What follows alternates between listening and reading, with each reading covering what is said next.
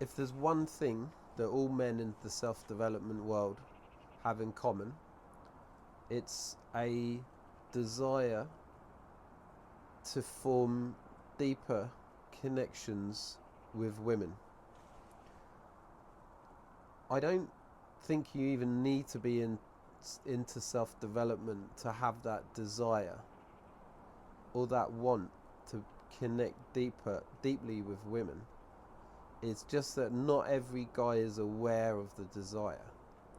But when you look at the actions of almost all men, you can tell that there is a desire, a wish to connect on a level deeper than maybe they're previously able to.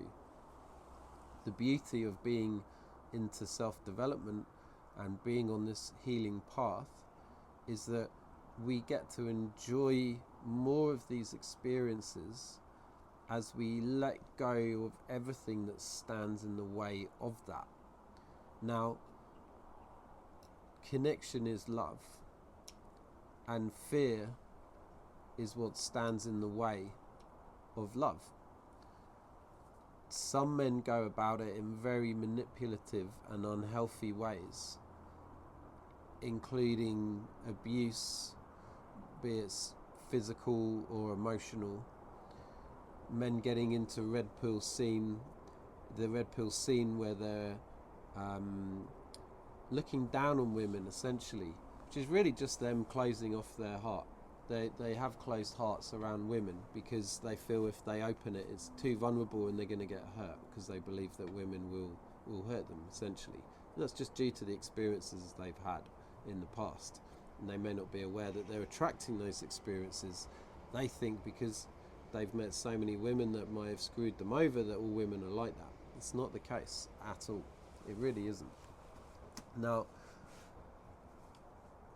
love is what connects. Even if you don't know that, that is what connects you. That is the feeling that we're all after, the internal feeling of love.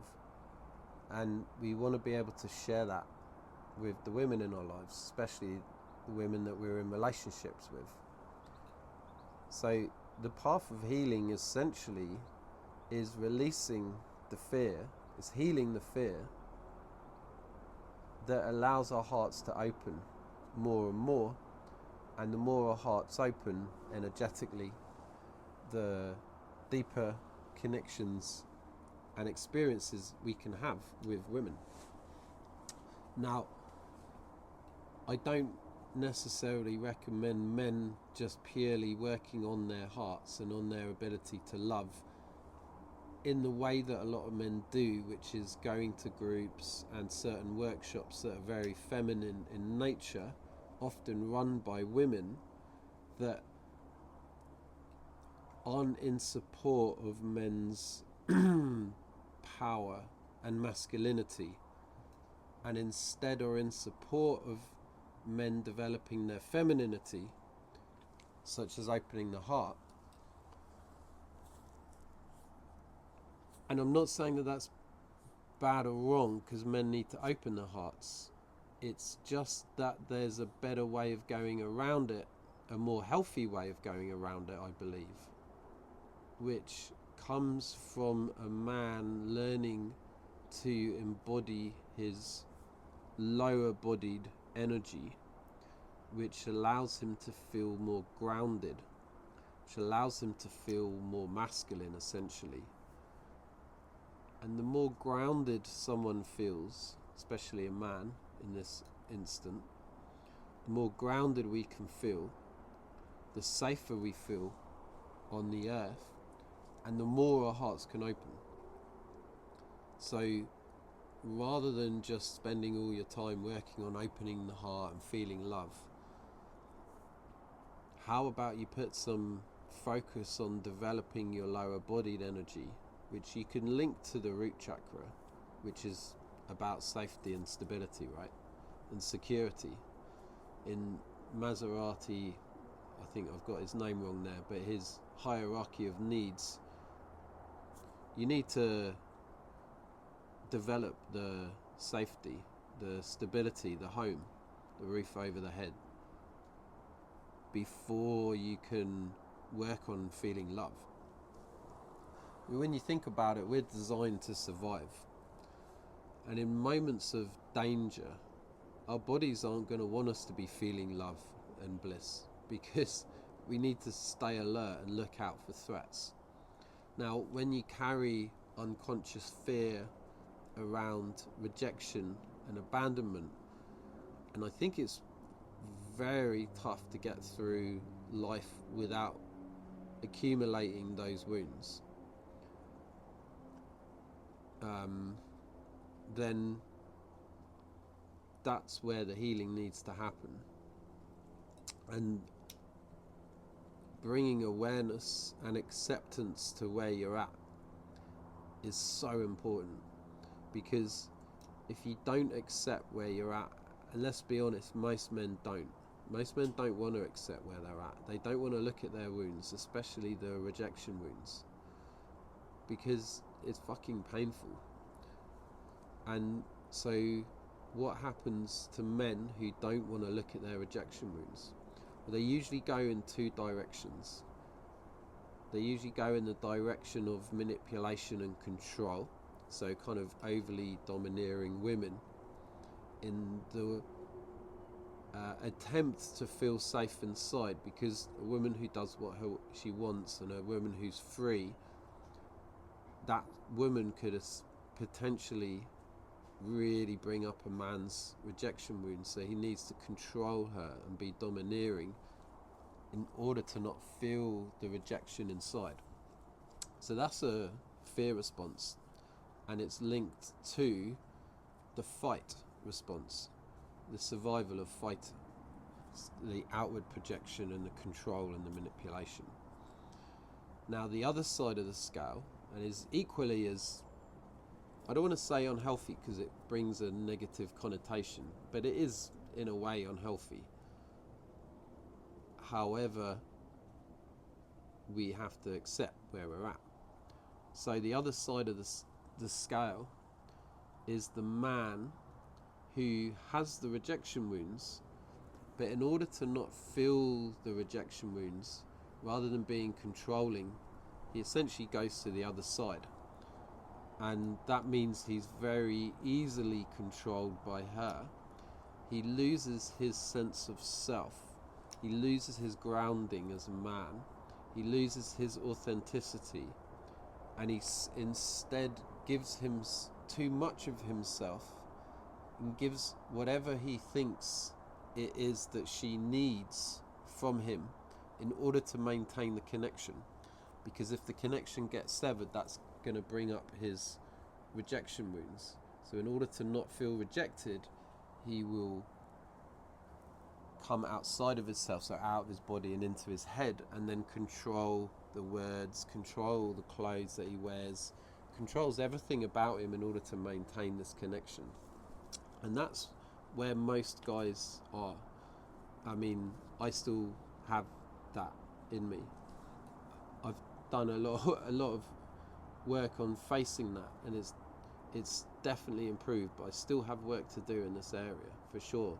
I can catch myself saying things that I know will have a woman potentially like me more, and it can really kill polarity in relationships. Women will be much more attracted to the man who can control and dominate her over the man who is terrified to be controlling and domineering, and therefore is on the opposite side. That is a man who's more feminine, and therefore women aren't attracted to that on a deep level. A lot of men have no idea about this, and they will keep repeating these patterns over and over, expecting eventually to find the one who takes him for who he is, but it's just almost never happens unless you find a woman who is more in a masculine and you're comfortable being more in your feminine and having her hold the masculine frame for you, in which case that's totally fine. Nothing I'm saying here is said in a way that I think all men should be like this. I'm just saying what I desire in relationships, and therefore looking for men who desire the same. And that is men who want to be in their masculine more in relationship to women, because it's the femininity, it's the feminine energy in women that really turn us on and open our hearts. David Dida, in the book Way of the Superior Man, he talks about the 3 stages of men's development. The first stage is a man who has a strong backbone, but he's closed in his heart. So what that means is that he's very firm with his boundaries. If a woman steps outside of what he won't accept in a relationship, he'll let her know straight away. And he's not afraid to let her know, because he's not afraid of the tension that comes up in those types of conversations, the confrontation. He's comfortable in confrontation, and that creates a solid backbone, and that's very attractive to women. But for a lot of men who have these solid backbones, they're actually closed in the heart, so they can assert their boundaries and tell the woman what they want, but they lack a connection. They lack the connection from the heart, and that's really important for women, to be able to feel the man's heart. Now, a lot of women don't necessarily know that, and they've got their own traumas too.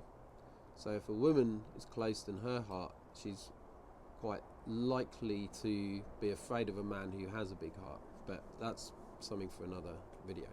So stage 1, solid backbone, closed in the heart. He will struggle with vulnerability, he'll struggle being open.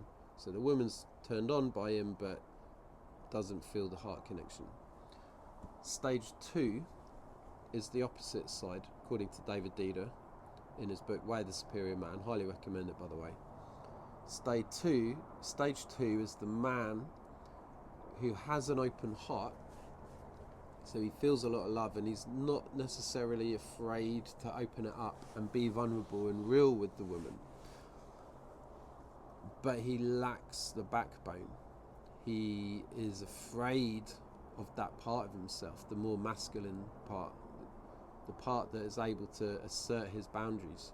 Because when you assert a boundary, you don't know if she's going to want to accept that, which means maybe the connection gets severed. You have a boundary, you state that boundary, that doesn't fit within what she wants in a relationship, so she leaves you. Can you see why a lot of men don't have boundaries? They're choosing connection over authenticity. Their boundaries are their authenticity. But if they assert their boundaries, if they're real, and it severs the connection, the pain of that's too much. So they hold back their authenticity in order to maintain connection. So these men will often, however, be very comfortable in the heart. So they'll be able to connect with women on a level that the men with the stage 1 men can't do. So women will tend to be attracted more to stage 1 guy. She'll feel his power and strength, she likes that. But eventually he might leave her or cheat on her, because as the connection gets deeper, he gets afraid, so he sabotages it. And she might repeat that over and over with stage 1 men, and then eventually just get annoyed and fed up. Sometimes women just end up going with other women because they think that all men are like that. You know, you hear a lot of women say, oh, all men are assholes, they all cheat. It's not true. They're just attracting those sorts of men, and they don't want to go in and look at why it is they're attracting those men, or why they're even attracted to men like that. And so they'll eventually, maybe as they get older, they're fed up with men or whatever, they'll meet a stage 2 guy, and then there'll be a heart connection, and they'll love that. They'll love the connection at the heart, but he's not solid, so she won't necessarily be very turned on by him. and she'll often have to step into the masculine and be the controlling part, be the part that takes the lead in the relationship, because he's not able to do that, because he doesn't have the backbone. And often, especially if the woman deep in her nervous system desires to be the feminine, and most women do, I believe, and they don't know this because femininity's been shamed so much for women, she'll get bored of him and she'll cheat on him with a stage 1 guy. That's not always going to happen, by the way, but or she'll leave him. She won't necessarily, doesn't have to always cheat on him, but she's looking for a man who can assert his boundaries with her, and certainly in sex as well. She's going to want a man who can take the lead in sex and guide her into herself and have all sorts of experiences that maybe other men haven't been able to provide or create with her. And a man who's not who's not grounded and has a firm backbone will more likely in sex be the guy who will be great at, cunnilingus or whatever. He might know all the tricks and the moves to make her feel good on a kind of an emotional level, but she'll still desire that raw kind of warrior energy that she wants to get screwed by, essentially. And so most men are either in stage 1 or stage 2. I kind of had to admit that I was lacking in both spine and heart. I struggled with the backbone and being grounded and taking the lead, but I also struggled with the heart as well. So I had quite a lot of work to do, and I still do to this day. Stage 3 is a great place for men to want to embody and essentially become, which means shifting your identity. So if you're someone who's afraid of becoming a different person, so to speak, changing your identity, then you'll always stay where you are, which will mean creating the experiences that you're currently creating. But if you can, read Way of the Superior Man, but if you can tap into how it would feel in you now, my recommendation is to actually try this now, because it's easy to listen to these words and not go along with the exercise, but this could be really powerful for you. Start tapping into how it would feel to have the unity of heart and spine. So you can drop down into your back right now, and that essentially means just feeling your back, and let your stomach relax. Breathe into your stomach, breathe into your belly. Just notice if you're holding your phone now, drop it down, because you'll be holding tension in your body and it will prevent you coming into your body. Embodiment's key, honestly. Embodiment will change your life in so many ways. So you feel down into your body, feeling down into your belly as you breathe slow.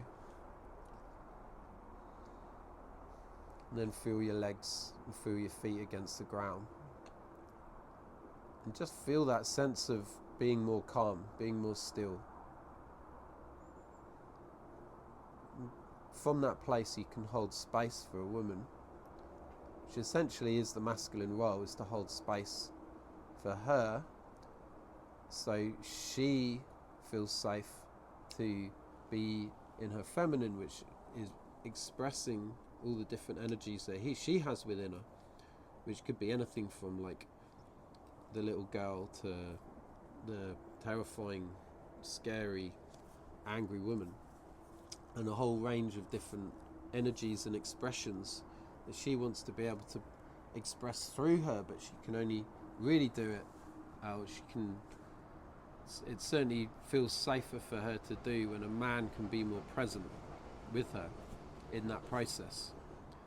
But the more attachments we have to who she needs to be in order for us to feel okay, the less grounded we can be, the more she'll feel that, and the more unsafe she will feel to be herself fully.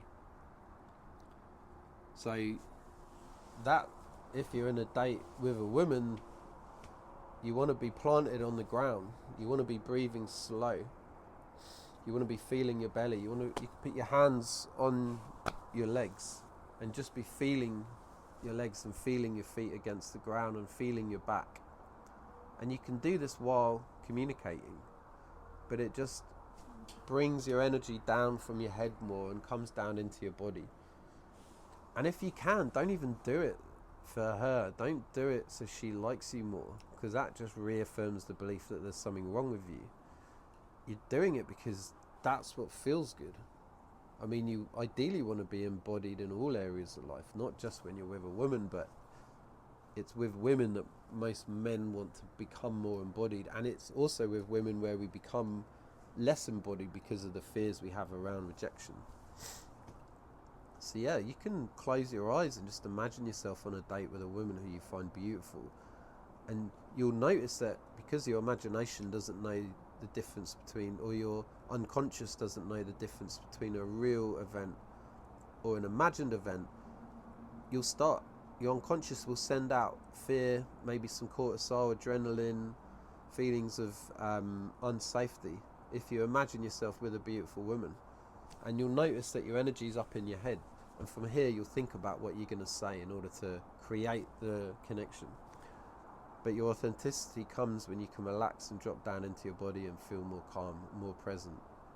And it's going to allow her to feel safer in your company, and it's going to allow the connection to become much deeper.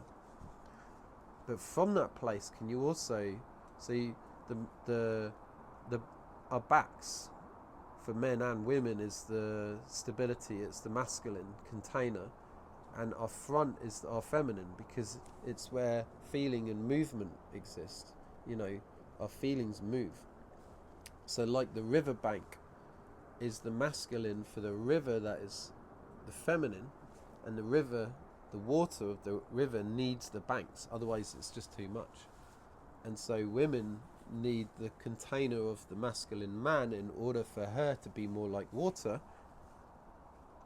and that comes from the grounding. But also, as we feel into our backs, we can also come into our hearts, and we can notice how we feel in our heart as we look at her in the eyes, let's say, for example. So if you were to close your eyes now, connect with your grounding, and then come into your heart and just allow yourself to feel how you feel.